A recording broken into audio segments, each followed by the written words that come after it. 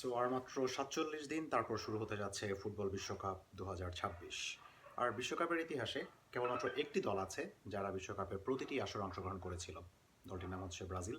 So football বিশ্বকাপের সবচেয়ে সফলতম দল এই ব্রাজিল, যারা ৫ বার বিশ্ব চ্যাম্পিয়ন হয়েছে।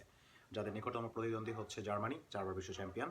ইতালি, তারাও ৪ বার বিশ্ব চ্যাম্পিয়ন, যদিও তারা এখন আর বিশ্বকাপ খেলার প্রয়োজন বোধ করে না। সো ব্রাজিল যেহেতু সবচেয়ে সফল দল, সো বিশ্বকাপের ইতিহাসে তাদের বেশ চমৎকার চমৎকার বেশি স্কোয়াডও আছে। বাট সকল স্কোয়াডকে ছাপিয়ে একটি আলাদা স্কোয়াড থাকবে ১৯৮২ সালের স্কোয়াড, যে দলটা ইভেন সেমিফাইনালও খেলেনি। সে দলটাও ছাপিয়ে গেছে ব্রাজিলের অনেক বিশ্ব চ্যাম্পিয়ন দলকে। কিন্তু কি ছিল সেই দলটাতে? সেই বিখ্যাত দলে সক্রেটিসের নামক একজন চমৎকার প্লেয়ার ছিলেন, ফ্যালকাও ছিলেন, এবং ছিলেন সাদা পেলে খ্যাত জিকো। ফেসবুকের অন্যতম জনপ্রিয় মুখ রাশাদ রহমান জিকোর নামটাও সম্ভবত জিকোর নাম থেকে নেওয়া হয়েছিল, ওনার কোনো একটা পোস্ট উনি বলেছিলেন। সো যাই হোক, এই দলটির বিশেষত্ব ছিল যোগবরিত, বা হচ্ছে ব্রাজিলের যে নান্দনিক ফুটবল, সেই ফুটবলটা তারা ফুটিয়ে তুলতে পারতো মাঠে। এবং তাদের কাছে জয় পরাজয়ের চেয়েও সুন্দর একটা ম্যাচ উপহার দেওয়া, বা মাঠে আমরা যে কাব্যিক ভাষায় বলি যে মাঠে পোয়েট্রি রচনা করার যে বিষয়টা, বা গোলের চেয়েও যে ওয়েতে তারা গোলটা দিচ্ছে, এই ওয়েটা ছিল তাদের কাছে সবচেয়ে বেশি ইম্পর্ট্যান্ট। সো তখন বিশ্বকাপের সেমিফাইনালের আগে গ্রুপ পর্ব ছিল, তথা মানে আমাদের বর্তমানে যে টিপিক্যাল কোয়ার্টার ফাইনাল, সেই কোয়ার্টার ফাইনাল ছিল না, গ্রুপ পর্বের মতো একটা রাউন্ড ছিল। ওই রাউন্ড থেকে ব্রাজিলকে যাওয়ার জন্য শুধুমাত্র আর একটি পয়েন্ট দরকার। ম্যাচ হচ্ছে ইতালির বিপক্ষে। সো একটি পয়েন্ট ব্রাজিলের মতো টিম অনায়াসে তুলতে পারবে, স্বাভাবিক। সো ব্রাজিলকে শুধু ড্র করলেই চলবে। সো খেলা শুরু হলো।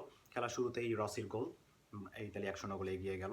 কিন্তু কিছুক্ষণের মধ্যে ব্রাজিল গোলটা পরিশোধ করে ১-১ করে ফেললো, এবং ১-১এই হচ্ছে প্রথম হাফটা শেষ হলো।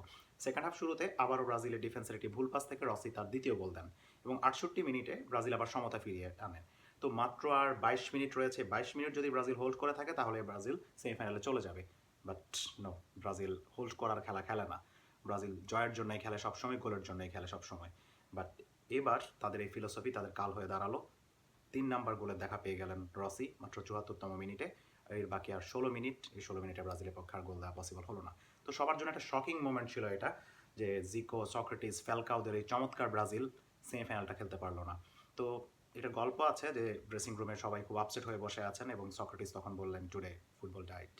এবং এই ঘটনার পর ব্রাজিলের ওই টিপিক্যাল, বা হচ্ছে যেই কারণে ব্রাজিল এত বিখ্যাত, সে যোগফলিত আসলে ওভাবে আর দেখা যায়নি।